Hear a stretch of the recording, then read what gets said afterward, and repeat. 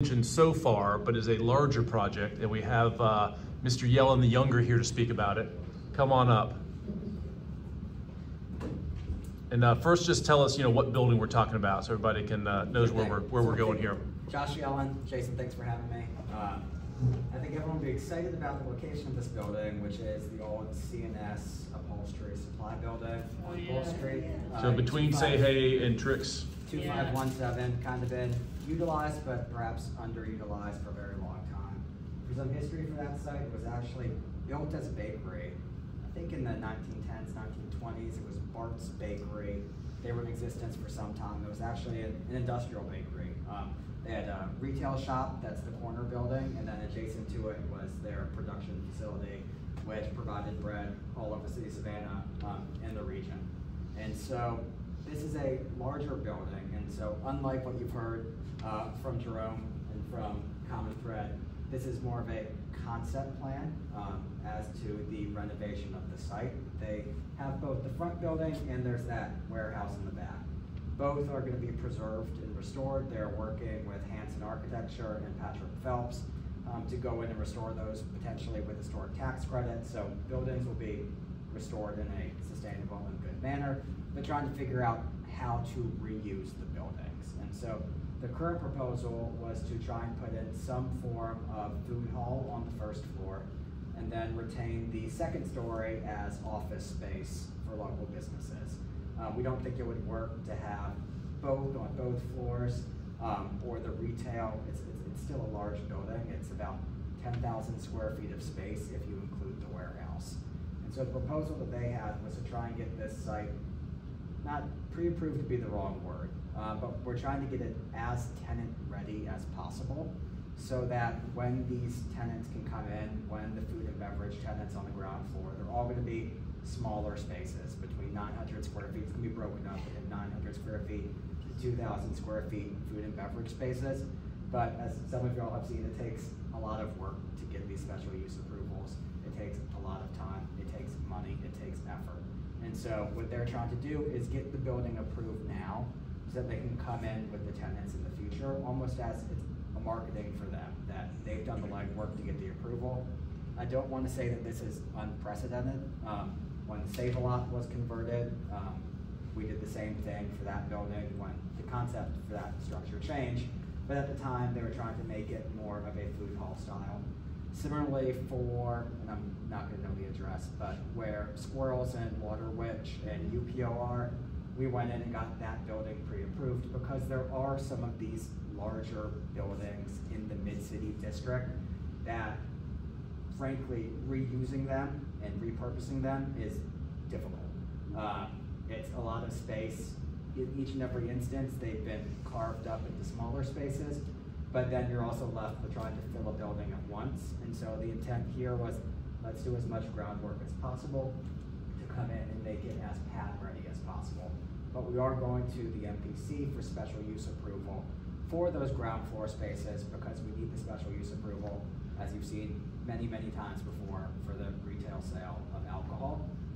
What we are doing for this site, which is different, and what we'll be going to the MPC, we are trying to put together, and part of what I wanted to hear from y'all and from Jason and from any resident is we want to have a good system of rules and regulations for this site because it's going to be actively managed, and we think that's part of the appeal. Instead of having piecemeal tenants, this is a landlord that wants to come in and wants to establish ground rules, whether it's here's where the dumpster is going to be located, here's when we take out trash, here's decibel levels for tenants. They want to check off every box so that they know that neighbors can be happy, but also that tenants know the expectations coming in.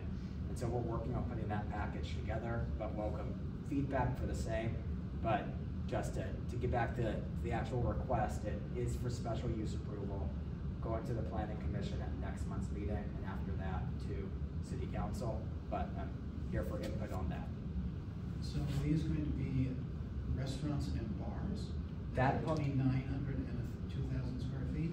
Or are they going to be like little grocery stores where somebody's selling pasta and somebody's selling olive oil and somebody's selling bottled wine that you take home and drink? So I would say more to your second point. The permitting, we have to get it all approved and kind of throw the kitchen sink at it. Those are completely different I mean, if you put in all restaurants, then it's a food court like a mall. Correct.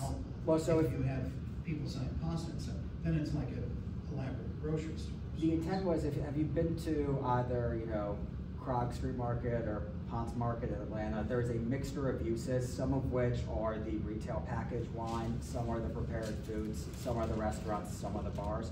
I don't think that the intent would be to put in 6 different restaurants and then cannibalize your own business.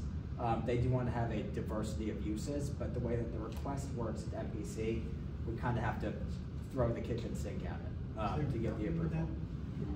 So currently, no. The parking is, there's no parking, and there was never been parking for this site. What's the square footage? The square footage, including the warehouse, is 10,000.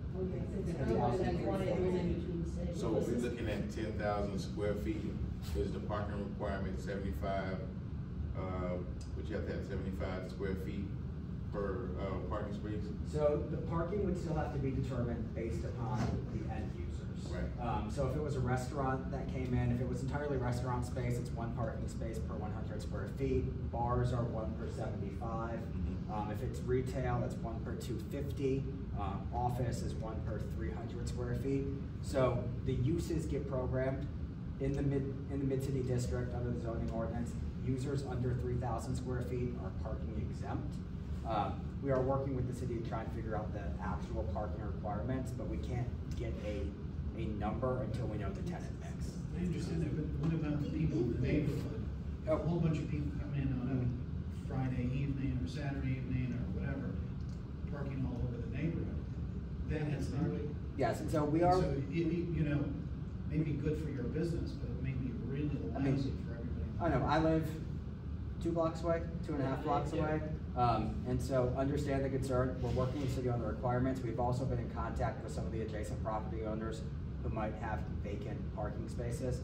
I know the answer that I can give is that, hey, parking's not required under the ordinance. Make a historic building a parking garage? I'd like to remind everyone of the idea that we could have plenty of parking if we took a lane out of Drayton Whitaker on nights and weekends. Tons of parking.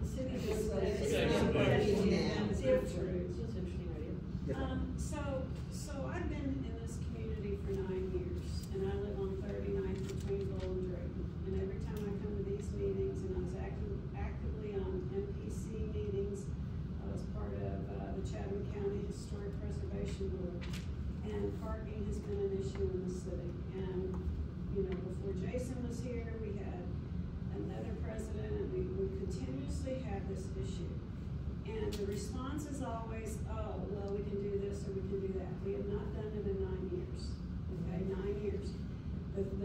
The first thing they said, okay, well, we've got the dot. Well, let me tell you, that dot is unreliable. Stops at 7 o'clock. Stops at 7 o'clock. I don't know how you're going to get people out of Starland District at 7 o'clock, and that's when they usually show up. It is getting pathetic, and every time I bring it up in this meeting, I'm told that has nothing to do with the development.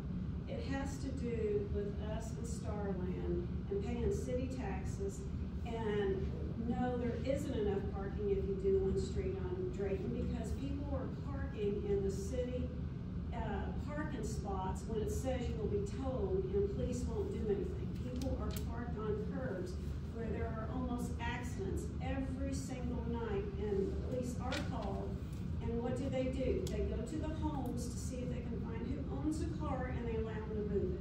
We are not fixing the problem in the city, and I'm done. I've talked to the mayor, I've talked to the city manager, and all I keep getting from them is, oh, well, we did a study. What's the results of the study? We were at one of the meetings, I was downtown one time, and he looked right at the city manager and he said, we just did a study. What was the results? I'll get back to you. I followed up, nothing. Nothing.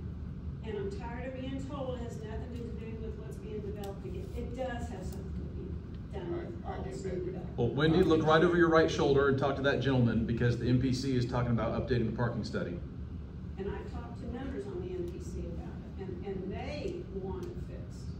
We cannot keep bringing businesses down here on Bull Street. And I mean, so in your mind, what would be the use of this building? Any new user is going to require parking. And so Yeah. you're fine with it being vacant and dilapidated as is? Because I don't believe that would be the response for most residents. There's areas that are not being populated, let me tell you, there's vacant lots in that area. Something can be done if somebody's interested in looking at our environment to see where there's some possibilities of it. Just like I said, people, and it's mainly cooks and restaurant workers, are using that parking lot, what's it called, the front porch, what's that, Oh, yeah, front porch and problem. yeah, that's city parking. Okay, well, let people and it has towaway. Nobody's towing cars away. Is that really being used? I'm sorry. Front porch improv. What's that? Not improv. Oh, I'm front talking porch, about okay. On 30. Yes, service. Yes, sir, yeah. So there are lots, there are things that are available that parking could be done, but the city hasn't been interested in doing real studies. And so what we're trying to do here is we're working with the city to make sure that we are parking compliant under the ordinance, because that's all frankly that I have to follow, is if the ordinance says we're parking compliant, we're parking compliant. In addition to that, they are reaching out to adjacent property owners who do have excess capacity or do have the vacant lots, as you mentioned. The problem with using some of those vacant lots is when the city determines they're being utilized as parking, then someone has to come in and pave them and put a fence up and spend $400,000 to make it a parking lot, which then Make it becomes yours. worth Make it Because yours. there are several people who own lots in town, one being Jeff Patrica, who put up the lot at Whitaker and Victory, for instance. And there's no reason, if the city is not using those lots to the front porch, maybe after 5, between Josh and, I'm sorry, I don't know you, I'll be willing to talk to city parking. I talk to them all the time about Yes. 34th Street parking. Make it a hybrid thing, and there's no reason the city couldn't meter those after 5 or 6. Right, and so. I mean, I walk or ride the bike everywhere in this neighborhood, but Even during the day. people would it's be not happy to utilized. use it and pay the city Right. an hour, $2 an hour. But I'm that's sure not it would this be done man's problem. if it's there. Yeah, this is not this man's No, problem. and that's what I Yeah. just I don't said, get it's parking not, lots. I just said, that's what I'm always Yeah. told at this, but we've got city representation here. And it's an issue with Starland District since I've been here, and I know all y'all have been here more than I have, and They it's just like the developers, they don't really care about us. They just don't, well, but Yes, it's ma'am. like, I know this isn't your problem, but the way you're building this space, Mhm. all of the businesses are less than 3,000 square feet, right? No, ma'am. That's why we think there might be some parking requirement. I don't Not a know. lot, right? And there, I have. Okay, but my point, the point I wanna make is the Jinx is coming in here. That's And right. you know how many parking spaces they were required to have? Like 2 or 3, yeah, 3. Three. And you know how many people